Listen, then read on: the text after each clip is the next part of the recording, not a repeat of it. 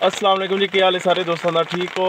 बारिश लगी है तो बारिश के विच असीं लैन आए पट्ठे ते तुहाडे नाल छोटे मोटे अपने काम भी शेयर करते हैं। तो काफ़ी अरसे बाद मैं अपने चैनल पर वापस आ रहा व्लॉग दे विच।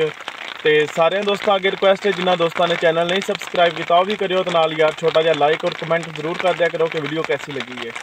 तो बाकी तुसीं देख रहे हो इस वक्त मैं रक्शे पर बैठे हाँ।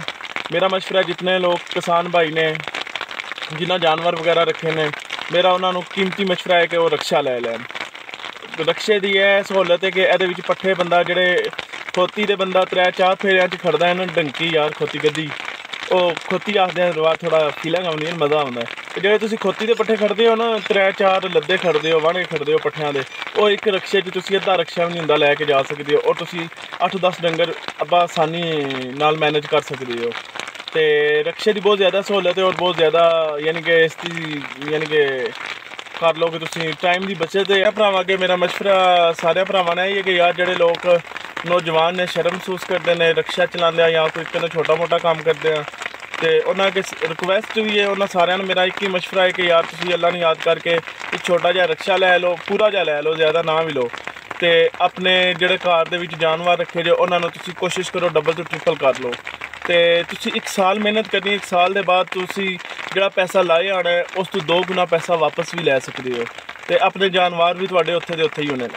तो लिहाजा किसी काम के शर्म नहीं महसूस करनी चाहिए, तो दिल लगा के काम करना चाहिए, चाहे तुम किसी हाल के भी हो।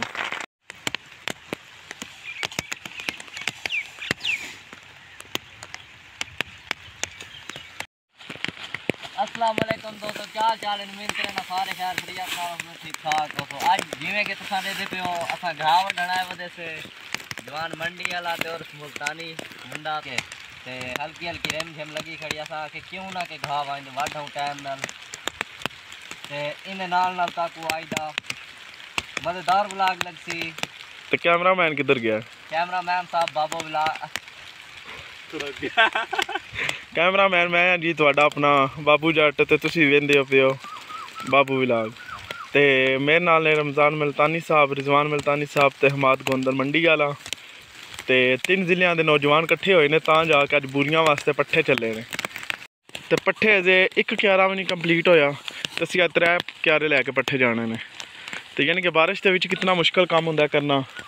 तो हमेशा अपने किसान भाइयों की कदर करया करो, तो उन्होंने नाल रिस्पैक्ट के नाल बोलिया करो रिस्पैक्ट के नाल ना भी बोलो, लेकिन यार उन्होंने कदर जरूर करया करो, क्योंकि बड़ा मुश्किल हुंदा जे।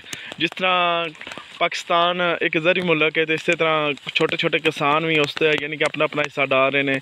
कोई दुध की मिकदार पूरी कर रहे हैं, तो कोई चावलों की, तो कोई गंदम की, यानी कि कोई किरे ना किरे किसान लगे आए।